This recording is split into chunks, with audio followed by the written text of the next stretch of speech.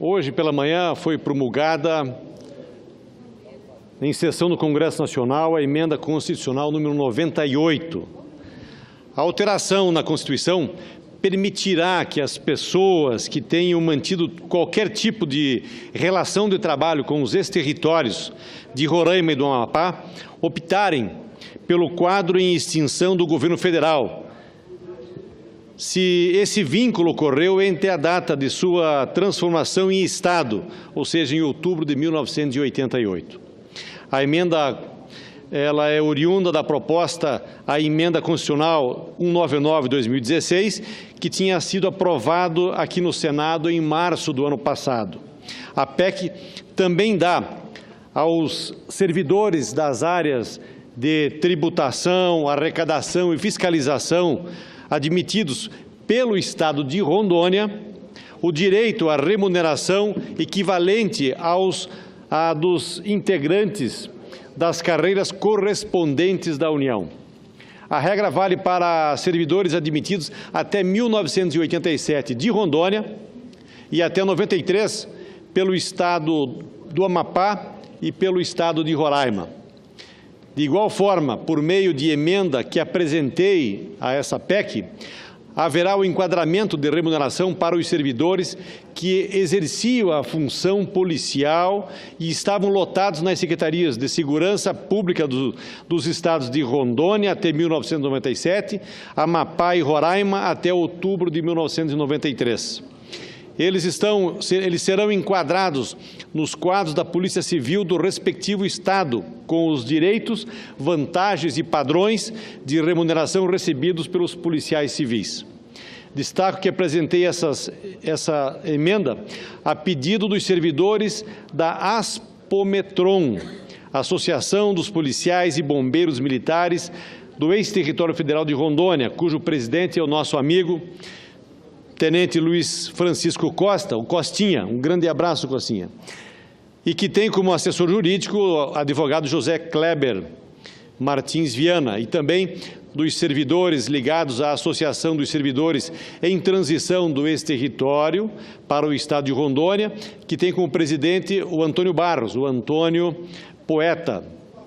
A PEC também se aplica a aposentados e pensionistas, civis e militares vinculados aos respectivos regimes próprios de previdência, sem retroativo.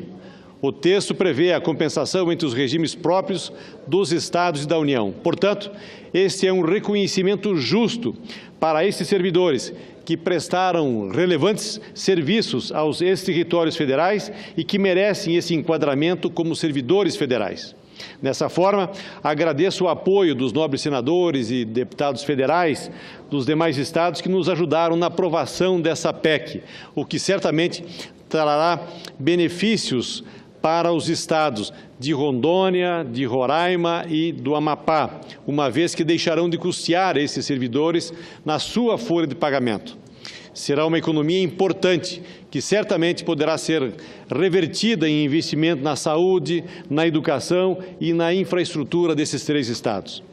Aproveito para registrar que no mês de setembro, mais de 70 servidores do extinto território do Guaporé, que virou o estado de Rondônia, tiveram os processos aprovados para serem transpostos para os quadros da União. A lista com os nomes dos servidores foi publicada na edição do dia 22 de setembro no Diário Oficial da União. Os contemplados que comprovaram vínculo com o Estado até março de 1987 tiveram reconhecido o direito ao benefício. Os servidores transpostos foram incluídos no quadro em extinção da administração federal. Segundo a assessoria do Ministério do Planejamento, como próximo passo, os servidores devem ir à Secretaria de Administração do Estado e solicitar a relação de documentos necessários para a efetiva transposição.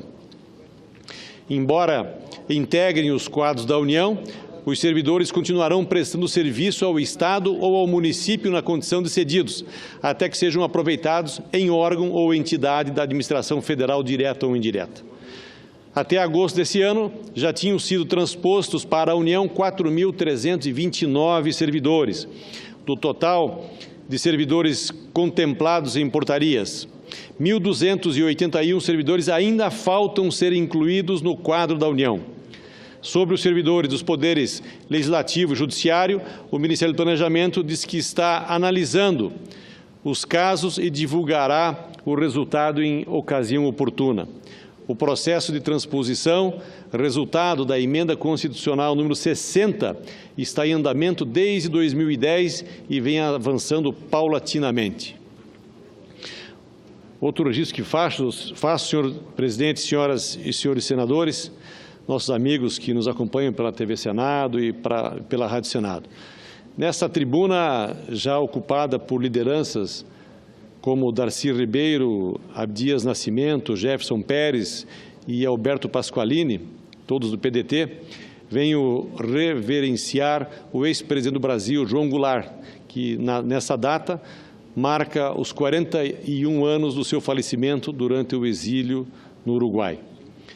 Com emoção, amplifico a grande trajetória de vida que esse carismático gaúcho representa, não só para mim, mas para milhões de nacionalistas em cada canto da nossa Rondônia e do nosso país. Ícone do trabalhismo, ao lado de figuras como Getúlio Vargas, Leonel Brizola, Jango, como também era chamado, trilhou via Partido Trabalhista Brasileiro o caminho da luta a partir de uma militância ideológica e comprometida com as causas populares. Seu legado é ímpar. Como ministro do Trabalho na gestão getulista em 1953, convenceu o presidente a dar um aumento de 100% no salário mínimo. Foi um dos significativos trechos da revolução iniciada com a CLT, com a criação da CLT 10 anos antes.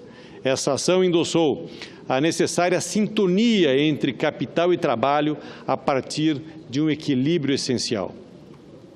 O presidente da República assumiu após o processo de renúncia de Jânio Quadros, em 1961, de quem era vice, e de defesa com a campanha de legalidade promovida por Brizola, então governador do Rio Grande do Sul. Jango ofereceu as verdadeiras reformas de base e pagou o preço com a deposição ocorrida a partir do golpe militar de 1964. Ainda no processo democrático, esse importante grupo de propostas buscou realizar mudanças econômicas, sociais e políticas que permitiram a regressão do subdesenvolvimento e, consequentemente, a redução das desigualdades no Brasil. Ainda no cargo, instituiu o 13º salário em 13 de julho de 1962, ao sancionar a Lei 4.090, que é considerado um benefício propulsor da economia nacional. João Goulart é eterno não só para nós, trabalhistas, mas para quem tem orgulho de ser brasileiro e peleia, como dizem os gaúchos, por essa pátria tão querida. Por isso, reafirmo, nós do PDT, trabalhistas, como legítimos representantes do campo popular, seguiremos nas trincheiras para preservar e fortalecer a história dos que doaram suas vidas em troca da defesa do cidadão e de uma nação mais justa e igual. Assim, resgato as palavras de Darcy Ribeiro proferidas aqui. Quero terminar essa minha fala dizendo que a Jango devemos uma outra coisa muito bonita, que ao meu coração fala especialmente. Aquele senso de liberdade, de democracia e de criatividade cultural. Muito obrigado, senhor presidente.